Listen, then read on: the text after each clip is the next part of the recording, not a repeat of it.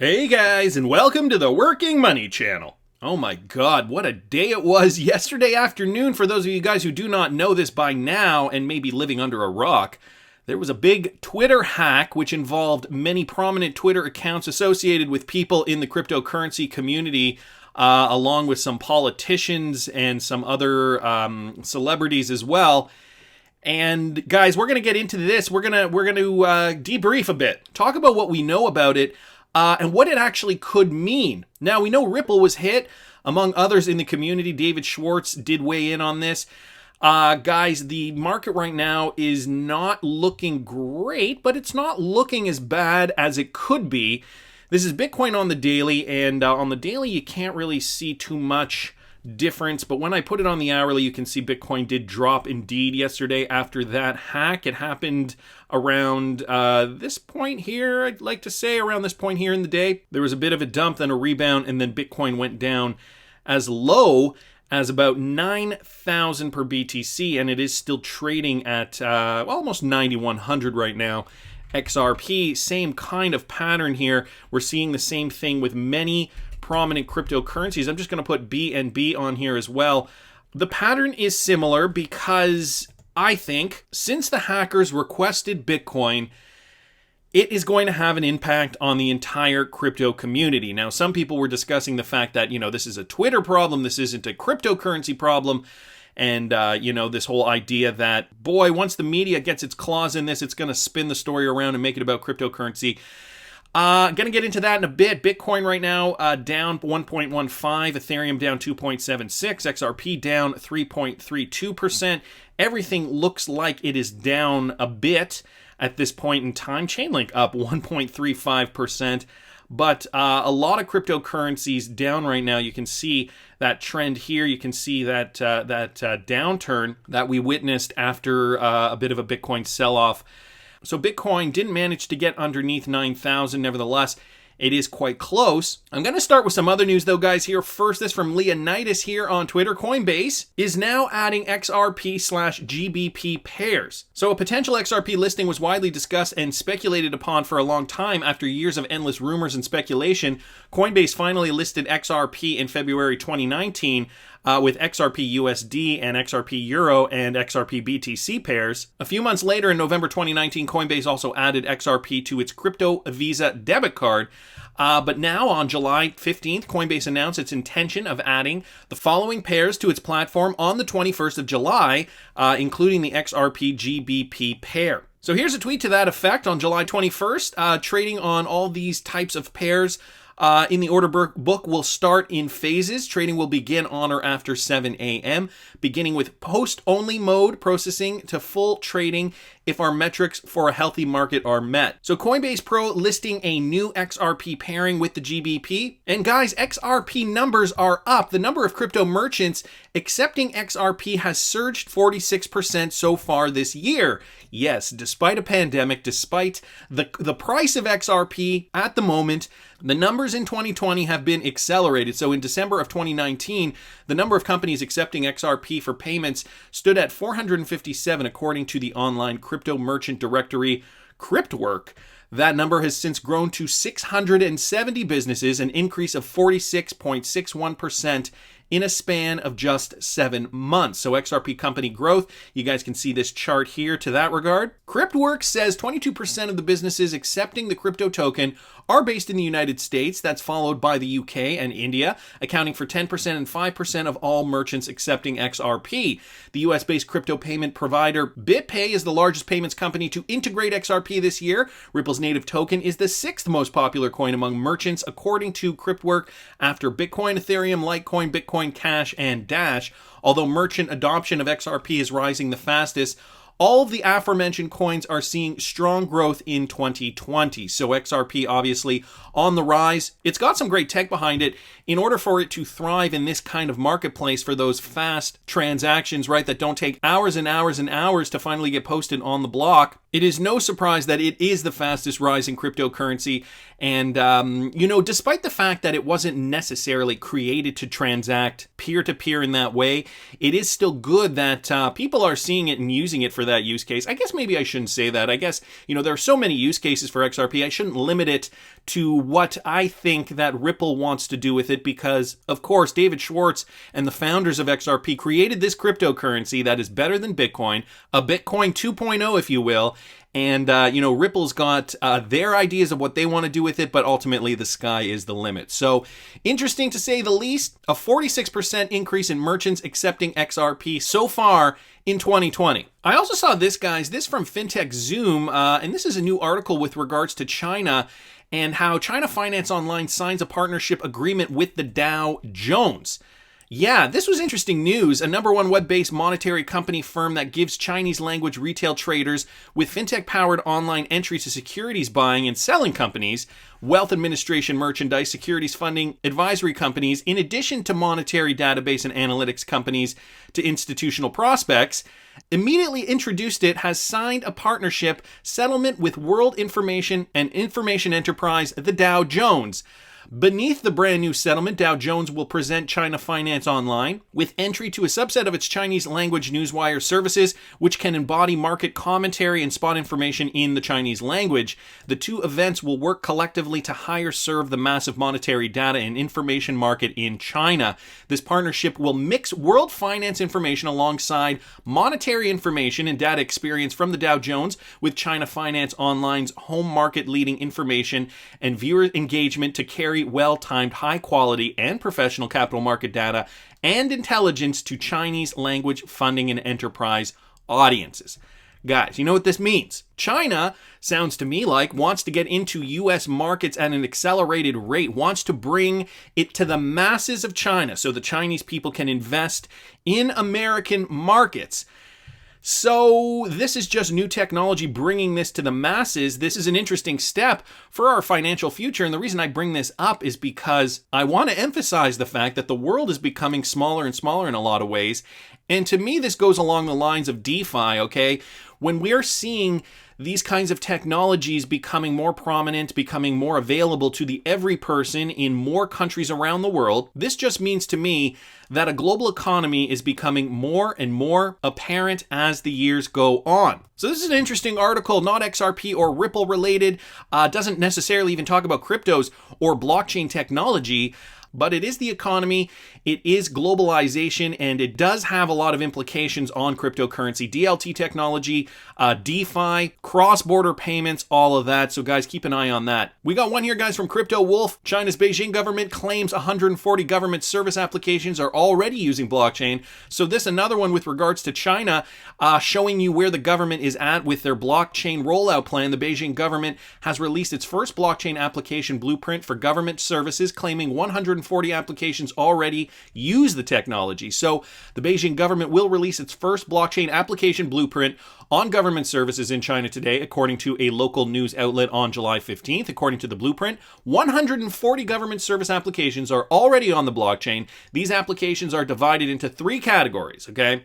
Here they are: data sharing and exchange, business collaborative process, and electronic certificate and certificate storage. Those are the three categories. The official in charge of the blueprint said, and I quote, "Blockchain is a breakthrough in data sharing which is difficult to get through the traditional sharing way. Electronic certificate storage means that the electronic certificate is stored on the chain and improves the credibility and verification efficiency." Sounds like supply chain to me. VeChain. They don't mention it here, but we know China is cozy with the VeChain project. Nevertheless, blockchain gets real. The real estate registration blockchain system, for instance, involves 11 governmental sectors, including the Municipal Planning Commission, the Housing and Urban Rural Development Commission, and Tax Bureau, the official said. The relevant departments will handle the real estate registration business and store the relevant information on the blockchain to ensure the credibility of the electronic license to realize the traceability of the sharing process.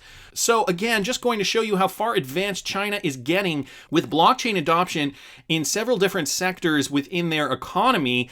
Sounds like supply chain, keeping track of things, is going to be a big use case in the future. China already jumping on board with this. So yeah, Another one here, guys, from Matthew Liny here on Twitter. Singapore Fintech Association to give startups access to R3's Corda. So the Singapore Fintech Association and R3 have entered a partnership to provide startups in the SFA network with access to R3's Corda blockchain. In an announcement on July 14th, the SFA said the startups would receive support from R3's venture development program, which provides a gateway into R3's ecosystem for all pre-Series A companies that are building on Corda. Guys, we know Corda can settle with XRP. Corda is an open source blockchain platform. Okay, and then it gives us a bit of an explanation on what that is. Access to the Corda blockchain platform is expected to provide SFA startups with opportunities to reduce costs, generate new revenue streams, and reshape domestic and international markets. So Corda, obviously a big player in this space. Guys, I'm not going to read this entire thing. Just wanted to touch on it. If you want to read the full thing, I do link everything in the description all the time, always have. So if I'm going over some of these too quickly, you can always take a look in the description and you will find that article there. More going on with VeChain though. Here we go. A look at the relationship between VeChain, AWS, Microsoft Azure, and the rest of the cloud storage industry. So this from a website called VeChain101.com. Is VeChain the AWS of blockchain? So this is interesting. VeChain strategic partner Jason Fu recently announced in his post on blockchain bottlenecks that he believes VeChain toolchain was the AWS of blockchain. This comparison to AWS, Amazon Web Services, for those of you guys who do not know, provoked a discussion with many people sharing the idea. So what's behind the idea? So it's cloud storage versus blockchain. They talk about the obvious comparison, and back in 2006, Amazon offered AWS their cloud service, but it didn't really catch on. And then major tech rivals like Microsoft, Google, and Oracle eventually caught up with them. And it hadn't been until, the 2010s where the idea of using a cloud storage service really kind of took off. Right up here, they said it was a tough sell in the beginning. The idea of uploading private, internal, and client data to third-party internet service providers wasn't one that was received well a decade ago. So as we know, during the 2010s, it did eventually take off. And now because of the beer flu, this kind of web service, this cloud service, is now more prominent and more popular than ever. But for VeChain to become the AWS of blockchain, two things need to happen. First, VeChain needs to recreate the success of AWS in gaining market share by making their offering more innovative, secure, and easier to use than the competition. This seems likely considering VeChain's increasingly strong position with corporate users such as DNVGL, Walmart China, and Sam's Club China, all becoming early adopters. Secondly, blockchain needs to prove itself to be nearly as valuable as cloud technology in the enterprise space. This is something that will take time to play out as businesses continue to explore the use cases and functionality of the technology. So interesting to compare VeChain with AWS and the fact that it actually could be within the blockchain space, of course, the AWS of that industry. An interesting point here, VeChain's core product is Toolchain, which is not intended to be used as a cloud service, but as an application deployed on the VeChain mainnet with additional data stored on a cloud server. After all, for a client like Walmart China, it wouldn't make sense to upload hundreds of thousands of logos, images, and videos to a public blockchain when only key data sets are essential to the supply chain and need to be verified. That's why Toolchain's developer and partner versions require a cloud service such as AWS for data storage. Also an interesting point here, and they say it's important to remember that VeChain is not trying to put giants like Amazon and Microsoft out of business. Instead, they are trying to build a valuable service that can easily be used within an existing corporate cloud account, working alongside the tech giants. So VeChain working almost as a complementary technology to these big mega corporations that already have their systems in place. I really wish I did learn more about VeChain earlier on. Nevertheless, I am learning now. I guess better late than never. Of course, guys, I will link this article in the description for those of you VeChain hodlers who are interested in that. And guys, we're going to get into this Twitter scam. First, I wanted to bring this up though from Galgatron this is before anything even happened yesterday. This is earlier in the morning. Using Bitcoin tokens on faster chains to speed up Bitcoin transactions reduces demand for real Bitcoins. taking buying pressure off it, and thus the price will drop and miners will defect. In other words, Bitcoin will be killed by its tokenization. An interesting point of view for using Bitcoin as an actual means to transfer wealth from one person to another. Getting It Done 11 here on Twitter says, I just read an article the other day that was pushing the idea of getting away from use and keeping it only as a store of value. Yeah, I think someone was catching on to what you were saying here. Galgatron responds, I don't think they get that the value is a direct consequence of its utility. A store of value means nothing if nothing is driving value into it. Having a bunch of Bitcoin tokens circulating isn't adding value to Bitcoin itself. It just plunders the value it has. So Galgatron, obviously, you know him, I'm sure, if you have been in the XRP community for a while. He's got strong opinions on Bitcoin, and this actually makes sense. Think about it from that perspective. Bitcoin was created at a time when, the network wasn't as congested as it is now. So, of course, back in 2010, 2011, Bitcoin transactions didn't take nearly as long as they take now just because of the congestion. But now, because Bitcoin has been around for a while and more people are on the network, transactions take longer. And more importantly, the cost to transact in Bitcoin once the network is congested and when Bitcoin fetches such a high price, that is when we're going to see fees rise as well for Bitcoin. So it is a bit problematic in that regard. Guys, I talk about Bitcoin in this because with this Twitter scam, the hackers were requesting Bitcoin. Well, not all of them. Some of them were requesting Ripples, as they put on Ripple's Twitter account. So Twitter accounts of major tech figures, crypto exchanges, and Joe Biden have been compromised in this far-reaching Twitter hack. So the quick take, a wide range of Twitter accounts, as you guys know. They got Joe Biden, Bill Gates, Elon Musk, just to name a couple. The tweets posted variations on the same theme, promoting Bitcoin crypto scam giveaways, which try to trick people into sending funds to an address in hopes to receive more. Twitter says it was a coordinated social engineering attack by hackers who successfully targeted some of our employees with access to internal systems and tools. So there was an update yesterday. Twitter said it was a coordinated social engineering attack by hackers who successfully targeted. Okay, so that was the employee piece of it. And then last night, 6:20 p.m. Eastern Standard Time, Twitter said you may be able to tweet or reset your password while we review and address this incident. Specifically verified accounts are currently affected by Twitter's ongoing response. So they were targeting those blue check accounts and basically put a lockdown on those blue check verified accounts yesterday. So we also got Leonidas reporting on this too. Some of the accounts, okay, so within the crypto space, Ripple was hit, Binance, Bitfinex, Coinbase, CZ_Binance, Gemini, KuCoin, Crypto_BitLord, CoinDesk, Justin Sun, Tron Foundation, Bitcoin, and then we get into the Silicon Valley companies.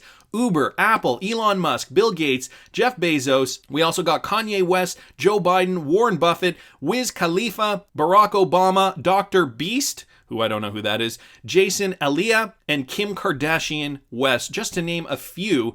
And for those of you guys who did not see the tweets yesterday, here is just an example of the screen grab from one of those tweets. Some were saying, oh yeah, it's down here. The scammers have received 12.86 BTC to their BTC addresses, worth about $118,000 at the time. Now, I don't know if that number had gone up. I don't know if those tweets were removed before people were able to send Bitcoin to those addresses or not. We got Larry Cermak here on Twitter discussing this, and this guy, director of research at The Block, so that crypto news outlet, some of the hacked accounts were reporting that they had 2FA enabled. There are now only two options. Either someone hacked Twitter, unlikely, or someone hacked a tweet scheduling service, likelier. Either way, this is crazy well-coordinated attack specifically targeting crypto. Well, we know as of now that there were some bribes going on at Twitter, and the hackers apparently bribed one of the employees to give them access to their proprietary Twitter dashboard. So again, from 15 hours ago, Larry Cermak surmising what could have happened here, and then also posting tweets which are now unavailable, of course, because those tweets have since been deleted. Christine Schatzinger mentions, earlier tweet showed someone saying they hacked the Twitter employee panel. Do not know if it's true, but they did post the screenshot. And yeah, guys, I found a tweet here with that screenshot as well. It has since been deleted as it did, quote unquote, violate the rules and terms of Twitter's service.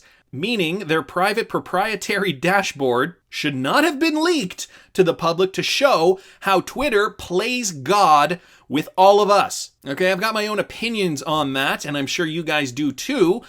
Let's keep going here. So thousands of crypto pages have been hacked in a massive Twitter breach. Some prominent users include Justin Sun, as we know, CZ Binance, Satoshi Light, and a few others. And here's a screen grab to that effect, just showing how coordinated this was. All within minutes of each other, these tweets were sent out suggesting, send us Bitcoin and we will double your Bitcoin in return. We've also got Coining 203 here. This is a scam. So guys, this is the Ripple tweet. We are giving back 2,000 Ripple to random addresses that send over 1,000 Ripple to our beer flu fund. Every donor gets 1,000 XRP. So at first they call them Ripples and then they call it XRP. Clearly this is a scam, and I even made a point here. The account is particularly sloppy. We're giving away 2,000 Ripple. No one calls them Ripple anymore unless you've been living under a rock for 2.5 years. But guys, the other thing I found interesting was that not only were they targeting particularly high people in the crypto world, they were also targeting politicians, sure, because they want to get the exposure. But then other things came to my attention that I thought was interesting, and this one in particular raised some alarm bells. Apple's account was hacked as well, and I don't know if somebody at Apple decided to do this or if it was the hackers themselves. But no tweets now exist on Apple's account. They were all erased, and this was also brought up by Larry Cermak. So Apple's account, tweets and replies, I can't find one tweet here. These are all based on your activity. These are basically Twitter suggestions for people for me to follow. But in terms of tweets, it says one tweet up here has been tweeted out by Apple, but I can't even find that one tweet. As of yesterday, it was 0 tweets. So what else could be going on here with this? CZ apparently wasn't too happy about this. I got this from Michael at Val5Links on Twitter. Binance's Changpeng Zhao threw some shade at Twitter security following coordinated attacks against the prominent accounts on the platform yesterday. He said, while the Bitcoin giveaway scam was rudimentary in its approach, it was a sign of how important strong security is for the industry. CZ, whose account was also breached, said Twitter offers limited security options, and the options that are available are a little weak. He said he became aware of his own account being compromised after high-profile accounts had come under attack. Twitter does provide two-factor authentication, 2FA, but that seems to have been bypassed in the attack. Many of the affected accounts, including CoinDesk's, had 2FA activated. So they are suggesting that 2FA did not have any bearing on whether these accounts were going to get attacked or not. I had a problem yesterday with my Twitter account. So not that I was important enough for people to have hacked me, but I was being prevented from sending tweets at a point. So Twitter, I wrote this yesterday, Twitter blocked me from tweeting until I enabled my 2FA. So if anyone else is having that problem, sounds like you have to enable it. And I've got 43 likes on that. Some people also responding to that. So I don't know if you guys had the same problem as I had yesterday. I think that since my account is fairly new, since I had to reestablish my Working Money channel Twitter account because of a previous problem that happened last month, that maybe they were thinking that since this account is newer, they would just put a lockdown on certain accounts that deal with cryptocurrency just to be safe. And maybe that's why I had to adjust it so that I enabled two-factor authentication. Anyway, though, CZ saying that's not enough. David Schwartz also here weighing in, and I also got this from Michael at Val5Links. Ripple CTO suggested how hackers were able to gain control of a bunch of VIP Twitter accounts. And again, David Schwartz had his ideas about this. He suggested that one of the methods the hackers may have used to gain control of the verified accounts on Twitter was third-party apps for scheduling and monitoring future Twitter posts. The latest I'm hearing is that all of the compromised accounts used third-party scheduling/monitoring services that had read-write app access to their accounts. So that, apparently, along with a breach of privacy from one of the employees at Twitter. I don't know where I saw it. I think it was down here. Right, it was Christine. Okay, yeah, so Christine said talked about the Twitter employee. Adam Cochran writing, it wasn't a Twitter hack for sure, otherwise they'd not be missing some of the biggest accounts. Seems like a 0-day hijacking session or browser or something along those lines. So for those of you guys who do not know what that is, a 0-day hacking session, so what it refers to, the term 0-day refers to a newly discovered software vulnerability because the developer has just learned of the flaw. It also means an official patch or update to fix the issue hasn't been released, but the software vendor may fail to release a patch before hackers manage to exploit the security hole. Was it that? Maybe possibly to a degree, but there's still allegedly somebody in on this on the inside. And guys, from what I've heard, this Twitter panel had certain buttons which would allow the Twitter employee to blacklist certain hashtags, and then not only that, search certain hashtags that have been blacklisted. So it was really interesting when I did see it. It did get deleted from Twitter as they obviously do not want their proprietary panel to be released to the public. But the screen grab, to me at least, did indeed show that the hackers did have access to Twitter's internal mechanisms to give you an idea of how they operated. Guys, I saw this. You can't argue that cryptocurrencies are a replacement of evil banks if you keep all your funds on an exchange. Exchanges are the same as banks, except 1,000 times less trusted, ran by random people, of course, whereas banks have certain governmental backings. And yes, in this Twitter hack, of course, as we know, the hackers were asking for cryptocurrency, but it doesn't mean cryptocurrency is evil. And yeah, I brought up this tweet because I wanted to bring up that point too. I don't want, and I'm sure you guys don't want, the media to spin this in a way that it was a Bitcoin scam. It was a cryptocurrency scam. What this was an opportunity for hackers to use a platform, namely Twitter, that wasn't secure enough, and they took advantage of the opportunity. And the only reason they asked for Bitcoin or Ripples or whatever is because at this moment in time, that is the easiest way for them to get their money and run. This doesn't mean that cryptocurrencies are bad. This just means that you always have to be careful. And you know, I don't think I can say this too much. Always keep your cryptocurrency safe, guys. Put it on a Ledger Nano if you do not have one. I have an affiliate link in the description. You can use it if you want. You do not have to use it if you do not want to, because it's not just Twitter that can get hacked, guys. It is also cryptocurrency exchanges. We've seen it in the past. And the number of cryptocurrency exchanges getting hacked has been rising year over year. Not your keys, not your crypto. Remember that. And since this hack took place, we've got Justin Sun. He has announced that he is declaring a $1 million bounty on the Bitcoin scammers. That's right, Justin Sun out there willing to pay $1 million for any of you guys who knows who the scammer is. Turn him in. Justin Sun will apparently give you $1 million. The announcement comes after the spam messages from verified accounts promised Twitter users to double all payments sent to a Bitcoin address. He says he personally will pay those who successfully track down and provide evidence for bringing to justice the hackers/people behind the hack affecting our community. Guys, this just doesn't affect Twitter. This just doesn't affect these cryptocurrency Twitter handles for the last few hours. This affects the entire community. And the fact of the matter is, we need to keep our eyes on the ramifications that could ensue. Now, some people are suggesting, could this push cryptocurrency regulation further along? Because, you know, we're seeing this again in the news, cryptocurrency being used as this tool for illicit activity. Will the United States push cryptocurrency regulation further? Or will it hinder adoption? Will they say, yeah, you know, crypto, look, it's still being used for crime. Let's forget about it. So guys, these are the things we have to think about. And if you know who the scammer is, just let Justin Sun know. He's willing to pay you $1 million. But that's just my opinion. I want to hear what you guys think. Please subscribe to the channel if you haven't already. Like the video if you like the content I'm providing. I always love hearing your comments. See you in the next one, guys.